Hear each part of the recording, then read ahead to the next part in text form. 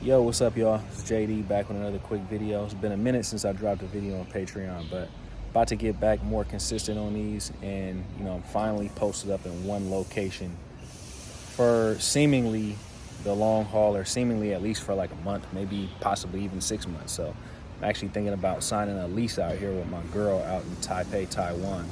Dope ass city. Pretty much offers most of the things that I'm looking for in a city. Right now, I'm kind of conflicted between if I want to stay in Taiwan or if I want to try to make a move back to Japan and figure out exactly what it's going to take to make the move out to Japan. But anyways, the video today is really going to be about what is the purpose of travel. This is going to be something that's going to be different for everybody. Are you traveling to, sample pussy all over the world? Are you traveling to start a business somewhere? Are you traveling to make money? Are you traveling to go sightseeing?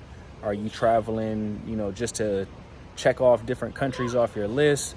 Are you traveling because you want to soak up culture in, different lands and learn about different languages and different history all over the world? I would say that my travel experience has been a combination or a concoction of all of these things wrapped up into one. And I don't really see anything wrong with being in I would say like a season in your life when you're traveling for any of these different things, because we're always going through different seasons in our life. And sometimes these seasons are definitely necessary. You could think that traveling to check countries off of your list is something that's superficial, but at the end of the day, it is kind of cool. You could think that, traveling just to make money is not necessarily something that's fulfilling. But at the end of the day, we need money, right? Or you can look at traveling just to sample different types of pussy all over the world as, something that's low level. But at the end of the day, we're all human beings. If you're a man, then, you're going to have these different types of urges, and you're going to have these different types of curiosities about, different women all over the world. So I don't necessarily think that there's anything wrong with any of that.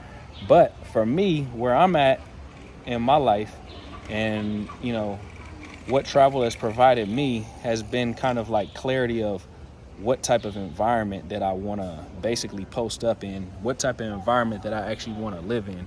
And recently, I would say this past year, it's been a whirlwind of travel. And sorry for if you guys if I'm kind of unsteady with the camera, just because I'm kind of holding it by my hand. I'm just on my cell phone today. But it's been a whirlwind of travel. So I left Hawaii essentially exactly a year ago, maybe a little bit over a year ago.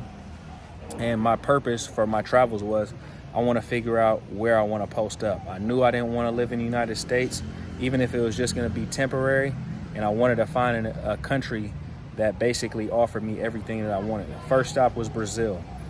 Love that place for a lot of different reasons, but there was a little bit something lacking there. Not exactly sure if I can put my finger on it. I would say safety is probably one of the things. I didn't really feel 100% comfortable, like as far as like leaving my stuff around, or you kind of always got to watch your back when you're there. And then I went to Argentina. Super dope spot. I actually thought that was like the spot that I wanted to be at, but it was kind of lacking something in terms of like it just didn't have the type of women that I really like Brazil had the women.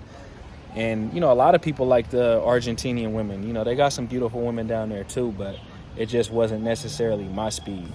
And then I did this whole trip around the world with my girlfriend recently. And, I stopped in a bunch of different places. The Middle East, I stopped in Egypt, I stopped in Europe, I was in Germany, Brussels, and all those spots were dope. And like each spot, I'm a pretty low maintenance guy. So each spot I was like, oh yeah, I could see myself posting up here for a while. I could see myself living in Europe. I could see myself in Germany. I can see myself. And then when we got to Israel, I was like, oh, I could definitely see myself living in Israel. Israel's super dope. They got hella calisthenics parks. Food is good. Only bad thing is it's super expensive here. And, the people don't necessarily have the best service in the world. I would say that was probably one of my number one pet peeves about being in Israel was the fact that the service there was just terrible. It's almost like when you go to a restaurant or you go to a business and you want some help from the people who work in the business, it's almost like you're bothering them. It's like you're interrupting their day. It's like, man, I'm trying to actually give you some money. You know what I mean? I'm trying to patronize your business, and you're looking at me like you don't want me here. But anyways, that's another story for another day. I'll probably make a video about that on YouTube. But anyways, guys, so I ended up back in Japan after that trip to Israel. And man, it was like, you know, I talked about this on one of my YouTube videos, but man, going back to Japan was like a great homecoming. Not just because of the fact that I love Japanese food, or, you know, I have so many friends out there.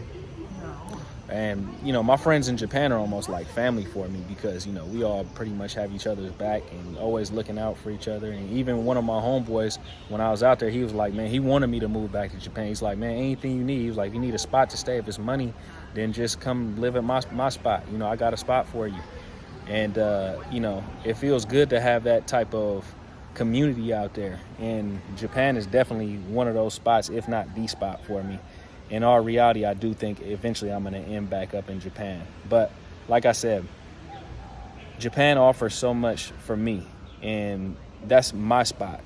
And I would say that Taiwan is pretty similar to Japan because, to be honest with you, Taiwan culturally is pretty similar to Japan because the Japanese actually colonized Taiwan. So they instilled a lot of their culture into the Taiwanese people. And if you ever have been to Taiwan, or, you know, this is a place that you want to check out one of these days, you'll notice that there's a ton of Japanese influence here, from the many Japanese restaurants to just the way that people kind of interact with you and the service and different things of that nature. So Japan and Taiwan are very similar, and it's also very convenient. One thing I like about Taiwan over Japan is the fact that it's, or at least Taipei, I would say, talking about an entire country is very, you know, I'm generalizing, but I'm going to compare Taipei to Osaka because those are the two spots I'm actually really comparing. One thing I like about Taipei is that nature is a lot more accessible in Taipei than it is in Osaka. So if you want to go on a hike, or if you want to, you know, see some dense green forest, it's not too far away. Opposed to Osaka, you really have to get outside of the city. But anyways, guys, I just kind of wanted to make this video about travel and some of the reasons why we travel. And basically, there's no bad reason to travel. You know, me and my friends, we actually talk about travel channels all the time. And there's a couple, I like so many different types of travel channels. Like there's a cat out there called Barber World TV. I like that dude's channel a lot. Seems like a really cool dude. He does a lot of like the nightlife stuff, and, you know, he could be having like little females from the country on there, and a lot of like thirst trap videos. But at the end of the day, I think a lot of his content is good, and even some of that content is entertaining. So it ain't nothing wrong with it. You know what I mean? If you just in that stage in your life where you want to just have fun, man, go out and have fun. Shit, I'm not going front. When I was in Japan, I was having a blast. Me and my boys, we was going out, hitting the club, getting drunk, you know, shit, hanging out, you know, doing all types of stuff. I'll leave it at that. But anyways, I would just say for you guys that if you guys haven't started your travel journey, I would say at least check out a few different spots.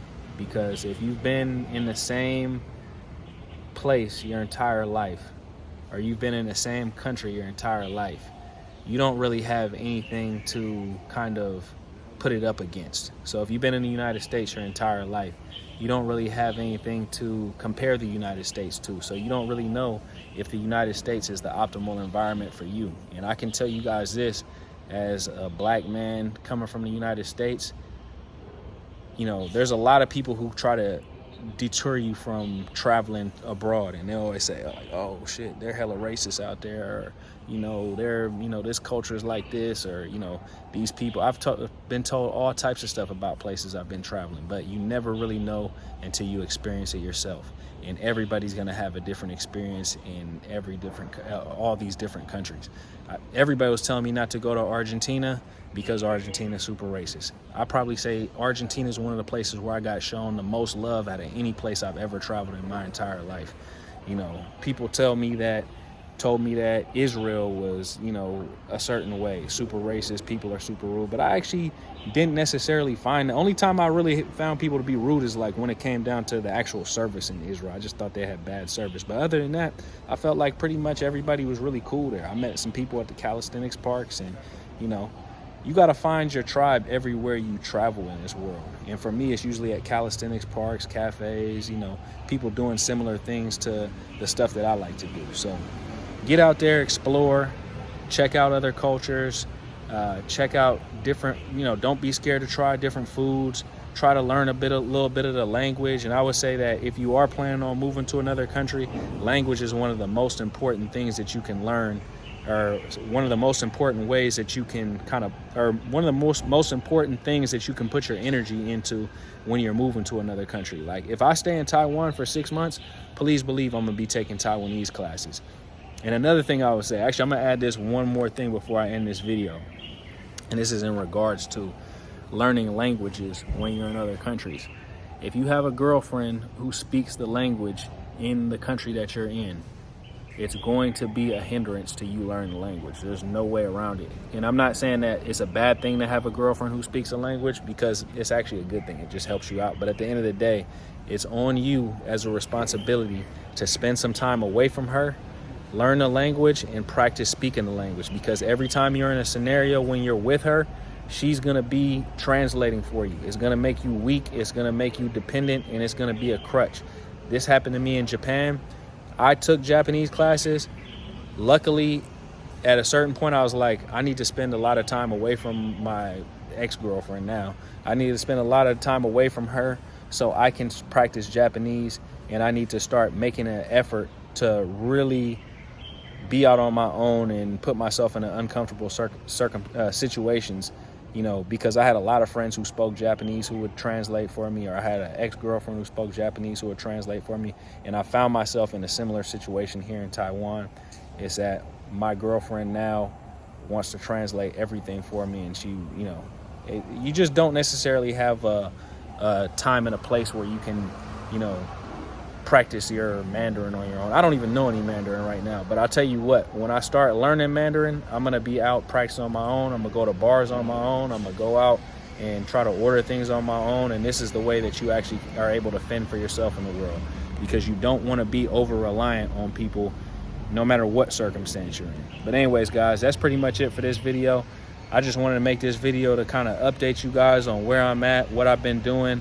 I'm finally posted up in a spot where I'm not just traveling. I've literally been going in a different place every single week for the past month and a half, 2 months. So this is the first time where I can like really put some roots down, and I wouldn't even say roots, but I can really kind of get settled in someplace. But anyways, hope you guys are having a great day out there. Thanks for the support as always. And if you guys are interested in joining the Growth Mastermind, join the Growth Mastermind tier on Patreon. Also, you guys can just send me an email and ask me about it as well. Travelsthenix@yahoo.com.